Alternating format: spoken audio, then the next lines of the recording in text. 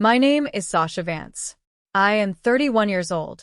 I am standing in the parking lot of Colby Commons, a low-brick strip mall on the edge of Wayne, Pennsylvania, with a manila folder of torn paper pressed flat against my chest, watching the rain start to fall on a Sunday afternoon that was supposed to end differently. It is 11:58 on a Friday night when I finally tell this story out loud for the first time, 3 weeks after the brunch, sitting alone in my apartment with a glass of wine I haven't touched. But the moment I keep returning to is that Sunday. The parking lot, the torn pages, my mother's voice still hanging in the air of the restaurant behind me. I want to tell you how I got here because it didn't start at that brunch table. It started 19 months earlier, in the back office of my mother's boutique, when I first told her I thought Vance and Company, her little handmade candle and home goods shop, the one she'd run out of the same 1,400-square-foot storefront for 22 years, could become something bigger than a single storefront in a strip mall off Lancaster Avenue. She had laughed. Not unkindly, not at first. "Sasha, honey, it's a candle shop," she'd said, folding a stack of tissue paper like the conversation was already over. "It's not a franchise. It's a hobby that pays the mortgage." I let it go, that first time. I told myself she needed time to see it the way I saw it. I said nothing. I picked up a box of votives and helped her restock the shelf instead. That was the first time. It was not the last. Over the next 18 months, the pattern repeated itself in small, almost invisible ways, the kind that don't look like anything if you describe just one of them, but add up to something unmistakable if you line them up in a row. I brought her a market comparison once, showing what a similar handmade goods brand had done expanding into 3 counties over 4 years. She glanced at it for 10 seconds and said, "That's not us, honey.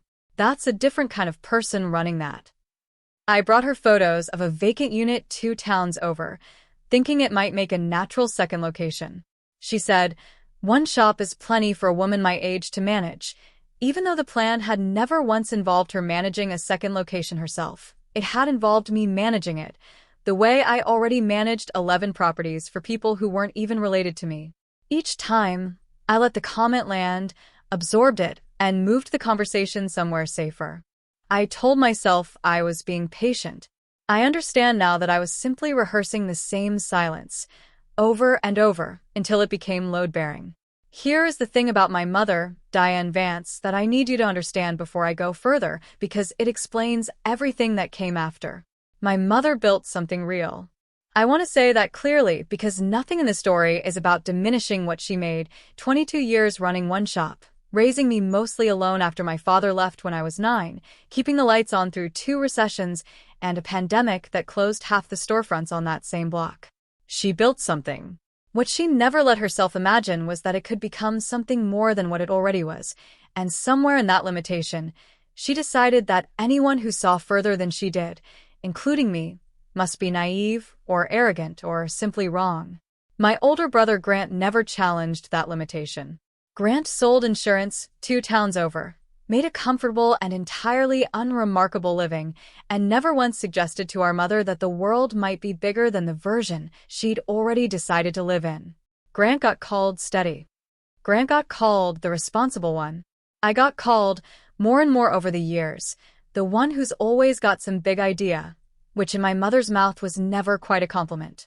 I am the director of acquisitions at Crestmont Partners, a commercial real estate investment firm based in Philadelphia. I have held that title for 3 years. I have worked in commercial acquisitions for 9. My job is to identify undervalued retail and mixed-use properties, build the financial case for buying them, and manage the relationship with ownership through closing, and increasingly, to structure the tenant terms that determine whether small businesses inside those properties survive the transition or don't. I have personally overseen the acquisition of 11 properties in the last 4 years, representing just under $90 million in transacted real estate. My mother has never asked me a single specific question about what that means. For 19 months, all she knew was that I did something with real estate downtown. I don't say any of this to sound bitter, though I know it may read that way. I say it because it is the exact reason the rest of the story was able to happen at all. My mother had never once seen my work up close, not the site walks, not the lease negotiations, not the late nights building models on my kitchen table with a glass of wine going flat beside my laptop. She had a category for me, built sometime in my early 20s and never revised since, and that category simply did not include the possibility that her daughter might one day hold real leverage over the roof above her own shop. It is a strange thing to be underestimated so completely by the person who raised you that she genuinely could not picture you as anything other than smaller than you'd already become. I want to ask you something because I think you already know where this is going, even if you haven't lived exactly this version of it. Have you ever tried to hand someone you love a bigger version of themselves and watched them hand it right back to you like it was an insult? Have you ever offered someone the exact thing that could change their life and had them decide, before you'd even finish the sentence, that you were the one who didn't understand anything? Tell me where you're watching from tonight. And tell me, have you ever been the one they counted out, even while you were quietly trying to build them something bigger? For the past 4 months, without telling my mother, I had been working on something that could have changed her life. Crestmont Partners had identified Colby Commons, the strip mall that housed my mother's shop, along with a nail salon, a dry cleaner, and a mostly vacant unit that used to be a video store, as a strong acquisition target.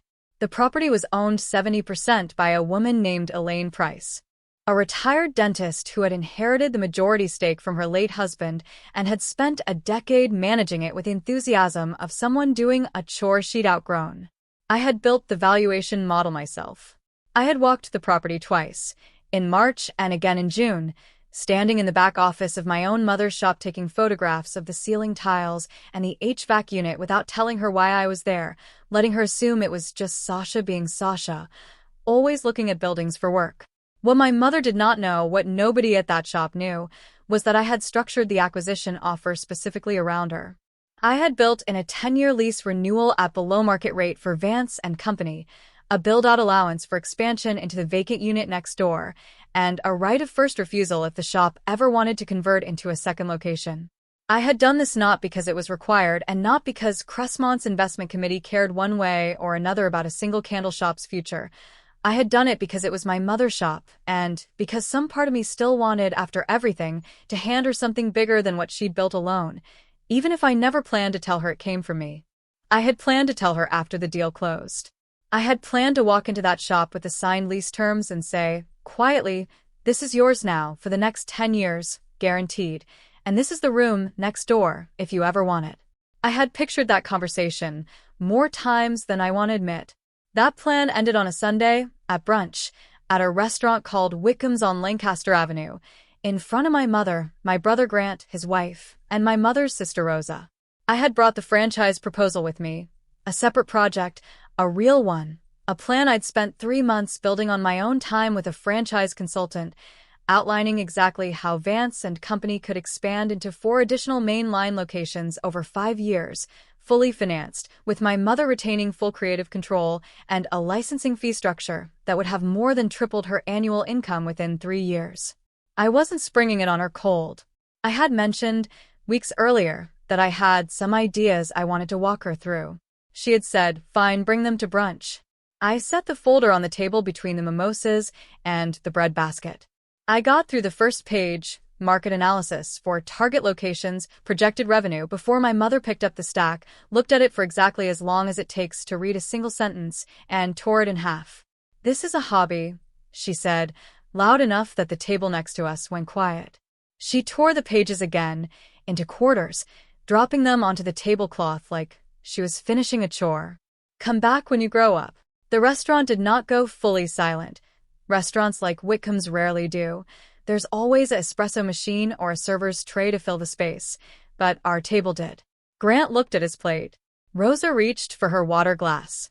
My mother's new husband, a quiet, kind man named Howard, opened his mouth as if he might say something and then closed it again. I didn't answer her right away.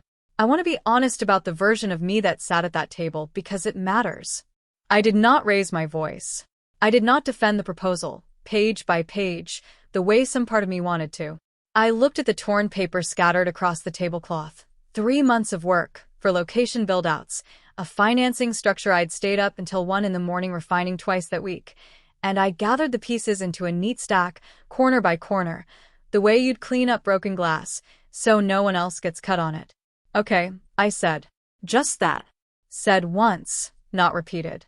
I stood up, put the folded, torn pages back into the manila folder, and left cash on the table for my mimosa. I did not slam the door on my way out. I walked to my car in the parking lot, sat behind the wheel for a moment with the folder in my lap, and I did not cry, though I want to tell you honestly that it was close. I drove home. I did not call my mother that night or the next day or the day after that. I answered none of her texts, which arrived in the familiar rhythm of someone who has said something cruel and would like to move past it quickly, without ever quite apologizing for it. Don't be dramatic, Sasha. You know I love you, I just worry, call me when you're done sulking. I said nothing. I reached for my coffee instead, every single morning, and I went to work. Here is what I did instead of calling her back. On the Tuesday after the brunch, 3 days later, I sat down with the Colby Commons acquisition file, which had been sitting at 95% complete on my desk, ready for a final internal sign-off before we extended formal terms to Elaine Price. I looked for a long time at the section I had built specifically for my mother's benefit, the below-market renewal, the build-out allowance, the right of first refusal on the vacant unit next door. I did not withdraw Cressmont's offer entirely. I want to be precise about this, because precision matters more to me than drama. I revised it. I removed the tenant-favorable terms I had built in specifically for Vance and Company, the below-market renewal, the expansion allowance, the right of first refusal, and replaced them with standard market rate terms identical to what we structured for the nail salon and the dry cleaner. I lowered our overall offer for the property by 11% to reflect the increased vacancy risk that came with no longer securing a below-market anchor-tenant relationship. I submitted the revised terms to Elaine Price's broker on Wednesday morning. I did this quietly. I told no one at Cressmont why the terms had changed. My reasoning didn't need to be personal to be sound, and 11% was well within a defensible range given the tenant mix. I certainly did not tell my mother. As far as she knew, and as far as anyone at that brunch table knew, I was simply not speaking to her, which was true, and which was the only part of the story visible from the outside. Elaine Price's broker called Cressmont's office on Thursday, confused by the sudden change in terms after 4 months of negotiation that had trended in the opposite direction. My colleague Marcus, who handled the call, explained that the revised terms reflected updated risk modeling on the anchor tenant space. It was not a lie. It was simply not the whole truth, and nobody asked me to supply the rest of it. 4 days after the brunch, a Thursday, 5:47 in the evening, the kind of gray, wet mainline evening that makes every strip mall look a little abandoned, Elaine Price called Vance and Company directly. Not the broker. Not Cressmont. My mother's shop on the landline during closing hour. I was not there. I did not know this call was happening until my mother told me about it herself, 9 days later, in a very different tone than the one she'd used at Whitcomb's. According to my mother, Elaine Price introduced herself as the majority owner of the building, which my mother had technically known for years but had never once had reason to think about, the way most tenants never think much about who actually owns the walls around them. Elaine explained that Cressmont Partners, a firm my mother had never heard of, attached to a name she also, at that point, had no reason to connect to me, had recently revised its acquisition offer on the property, and that the revision specifically removed favorable long-term terms that had previously been proposed for the unit currently occupied by Vance and Company. I wanted to ask you directly, Elaine said, according to my mother, whether there's something going on with your lease that I should know about. Because 4 months ago, this firm structured an entire offer around keeping your shop here on excellent terms. And this week, out of nowhere, all of that disappeared, and the whole deal got less attractive because of it. I don't understand what changed, and I was hoping you might. My mother, by her own account, had no idea what Elaine was talking about. She knew nothing about any acquisition offer. She knew nothing about below-market renewals or build-out allowances, or a firm called Cressmont Partners. She told Elaine as much, confused, standing behind her own register at closing time. It was Elaine, not me, who put it together. Elaine mentioned, almost as an aside, the name of the director of acquisitions listed on Cressmont's paperwork, the name attached to both the original favorable terms and the revised, less favorable ones. Sasha Vance. My mother told me later that she stood behind that register for a long moment, holding the phone, doing the math the way you do math you don't want to be doing. Vance is not a common enough name in Wayne, Pennsylvania, for two unrelated Sasha Vances to both be involved with the same 1,700 square foot storefront in the same month. Is that your daughter? Elaine asked. My mother said yes. There was a silence on the line my mother told me that felt longer than it probably was. And then Elaine Price asked the question that gives the story its ending, though it didn't feel like an ending to my mother at the time. It felt, she said, like the floor tilting slightly under her feet. Would you be willing to reach out to her? Because, whatever happened, I'd like to understand if there's a version of this we can go back to. The original terms were good for everyone. I'd like to know if she'd reconsider. My mother did not call me that night. She told me, later, that she sat in the back office of her own shop for almost an hour after closing, going through 4 months of memory. Every time I'd walked through with a coffee, every photograph I'd taken of the ceiling tiles that she'd assumed was just me being me, every question I'd asked about the vacant unit next door that she'd waved off as idle curiosity. She called me 9 days after the brunch on a Sunday morning, almost the same time of day the original brunch had started. Sasha, she said, and her voice was different than I'd heard it in 19 months, smaller, and not in the way she usually made me feel small. Elaine Price called me. About the building. About you. I said nothing for a moment. I let it sit there, the silence I had practiced my whole life, except this time, I wasn't sure which one of us it belonged to. I know, I said finally. You were trying to get me a better lease. I was trying to get you a better lease, I confirmed.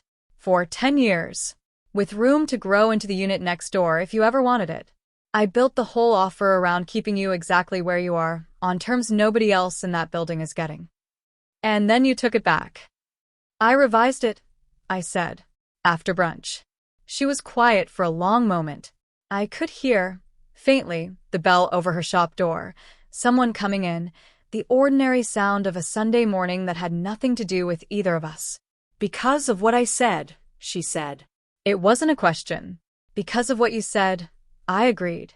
And because you tore up 3 months of work in front of my whole family and told me to come back when I grew up, and I decided I didn't need to spend my time protecting the future of a business that thinks I'm a child playing dress up. I heard her breathe out, unsteady, on the other end of the line.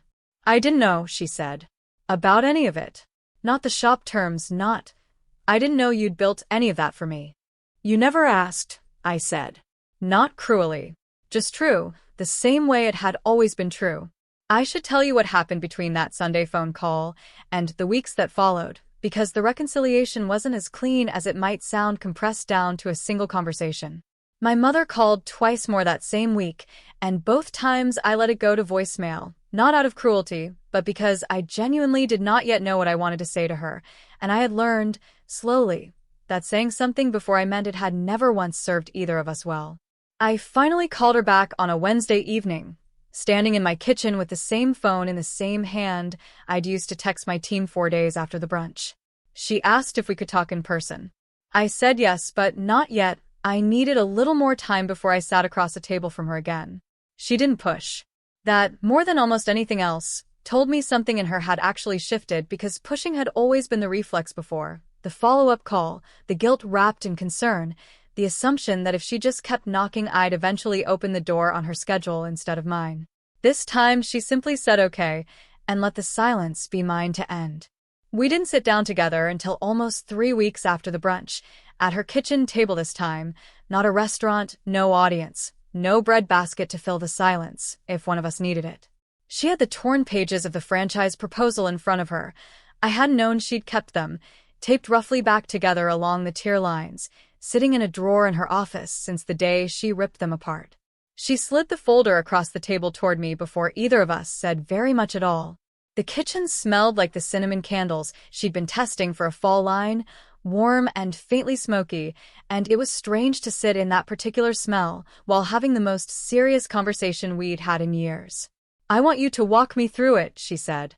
All of it. Not the summary you'd give an investor. The real version. I did. It took most of 2 hours, And she asked better questions than half the people who sit across from me in actual investment committee meetings, about financing terms, about what happened if a location underperformed, about how much control she'd actually retain over the product itself, the recipes, the packaging, the parts of the business that had always been hers alone. I answered every one of them. Somewhere around the second hour, she stopped asking questions like someone testing me, and started asking them like someone genuinely trying to picture the thing I'd already pictured months earlier. The shop next door, the second location 12 miles out, her name's still on all of it. There were 3 things that followed over the next several weeks, and I want to walk through them the way they actually happened, because the real version is quieter than the version I sometimes imagine when I let myself picture the whole thing as bigger than it was. The first thing was financial, and it was smaller than people might expect because I want to be honest with you about how these things actually resolve. Crestmont's acquisition of Colby Commons closed 6 weeks later at the revised market rate terms. I did not restore the original favorable package, not immediately, and not without my mother earning it back in the only way that would have meant anything to me. Vance and Company now pays market rent like every other tenant in that building, which is not a punishment, only a return to the baseline every other business owner in that strip mall has always operated under. What had changed for months later was the franchise proposal itself. I brought it back, the real one, the one that had been torn into quarters on a tablecloth at Wickham's, and my mother read every page of it herself this time, alone, at her kitchen table, before calling me to ask 3 specific, careful questions about the financing structure. We are, as of this recording, 6 weeks into paperwork for the first additional Vance and Company location, 12 miles from the original shop, financed the way I'd proposed from the beginning. The second thing was smaller and sharper, the way these things always are. Rosa, my mother's sister, apparently would not let the Whitcomb story rest for weeks, bringing it up at 2 separate family dinners, each time landing on some version of the same sentence. Imagine tearing up your daughter's business plan and finding out 4 days later she basically owned the building. My mother, I'm told, changes the subject quickly now whenever it comes up, though Grant told me privately that she'd started keeping the taped-together proposal in the top drawer of her desk instead of a filing cabinet, where she could see it every morning when she opened the shop. He said he thought it was less about guilt and more about not wanting to forget the lesson twice. Howard, my mother's husband, told me something at Thanksgiving that I hadn't expected from him, since he'd said almost nothing that day at Wickham's. He said he'd wanted to speak up when she tore the pages, and hadn't, because in 6 years of marriage he had learned that contradicting Diane Vance in public rarely went well for anyone involved. He apologized for the silence, which surprised me more than almost anything else that came out of that whole ordeal, an apology from someone who hadn't even been the one holding the pages. The third thing was the quietest, and it mattered the most. My mother asked me, for the first time in 19 months, to walk her through what I actually do for a living. Not the summary. The real version, the financial modeling, the tenant negotiations, the 11 properties, the $90 million in deals I had built with my own hands while she told her friends I did something with real estate downtown. I sat with her in the back office of her shop on a Tuesday evening, the same office where she'd once told me a franchise was a hobby that pays the mortgage, and I explained acquisitions and lease structuring and risk modeling for almost 2 hours, and she listened to every word of it like it had always mattered, because for the first time in 19 months, she finally understood that it had. I want to go back, briefly, to the moment the call actually came in, because I think the small mechanics of it matter. Elaine Price was not, by any account I've since pieced together, a dramatic woman. She had spent a decade managing that property the way you manage an inherited obligation, competently, without enthusiasm, mostly through her broker, rarely setting foot in the building herself. The fact that she picked up the phone and called Vance and Company directly, rather than simply asking her broker to chase down an explanation, was itself unusual enough that my mother remembered the specific weight of it. Elaine's voice, she told me, had none of the detached professionalism you'd expect from a landlord chasing paperwork. It had the tone of someone who had noticed a pattern and wanted, plainly, to understand it before deciding what to do next. That distinction, a landlord who actually paid attention to what changed and asked why, turned out to matter more to how this story ended than almost anything I did on purpose. There is a woman named Priya at Crestmont, Not my direct colleague, but someone I've come to trust, who called me the week the Colby Commons deal closed and said something I've thought about often since. Your family built their plans on a picture of you that stopped being accurate a long time ago, she said. It's not really their fault they didn't update it. Nobody made them look. I think about that line the way I think about the torn pages I gathered off that tablecloth corner by corner so no one else would get cut on them, the way you clean up something breakable in a room full of people who don't yet understand what just broke. I think about how long I let my mother's version of me stand unchallenged, because correcting it felt like more trouble, more conflict, more risk to the relationship than it seemed worth. But I want to tell you something, because it's the reason I'm telling you any of this at all. Setting a limit is not an attack. It is information. When you finally stop absorbing the small verdicts other people hand down about who you are and what you're capable of, you're not being cruel to them. You are teaching them, for the first time, where the edges of your patience actually end. You can love the person who dismissed you and still refuse to keep shrinking yourself down to a size that fits inside their old idea of you. Love was never supposed to be a blank check that clears no matter what someone writes across the top of it. My mother built something real with 22 years of her own hands, and I have never once tried to take that away from her. I only ever wanted to hand her more of it, and it took her tearing that offer in half at a brunch table for either of us to understand what more actually looked like. The people who chose to see me, Elaine Price, who asked one direct question instead of assuming the silence meant nothing, Priya, who never once needed the long version explained twice, even eventually my own mother, 9 days late, and one landline phone call deep. Those people are more my family in the ways that count than 19 months of being told I was still playing dress up. Biology is a fact. Belonging is a choice, and my mother relearned that choice the same week Elaine Price made it for her, entirely by accident, over a landline at closing time. Walking away from people who have already decided you're not serious isn't bitterness. It's the only reasonable response left once you've tried the reasonable version and watched it get torn into quarters in front of your family. You cannot keep proving yourself in a room that has already closed the file on who you are. And the quiet on the other side of it. The Tuesday evenings now where my mother asks real questions and actually waits for the real answers, where nobody at the table is deciding mid-mimosa that my ideas are a hobby, that quiet isn't distance. That's what it was supposed to feel like the whole time. I just never had the chance to find out, until a landlord I'd never met asked my mother one direct question my mother had never once thought to ask me herself. My mother told Rosa, weeks later, that she'd torn up the proposal because she thought she was protecting me from disappointment, from building something too big, too fast, and watching it collapse the way she'd watched other people's big ideas collapse over 22 years behind that register. She never imagined the thing she was protecting me from was already standing in a room next door, fully financed, with her name on the lease. I want to know something from you, honestly, before I let you go.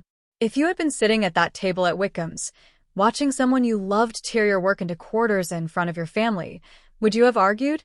Would you have raised your voice, defended every page, made them listen right there over the breadbasket? Or would you have done what I did, gathered the pieces quietly, said one word, and let the silence do the rest of the work for you? The people who decide you haven't grown up rarely stick around long enough to watch you build the thing that proves them wrong. The story you just heard was inspired by real experiences shared on public platforms including Reddit and other online communities. It has been thoughtfully adapted and reimagined for storytelling purposes. All characters, situations, names, and settings are fictional, altered, or generated using AI tools. Any resemblance to real individuals or events is entirely coincidental and unintentional. This story was created to deliver positive messages, emotional insight, and meaningful reflection, not to represent or defame any real person or situation.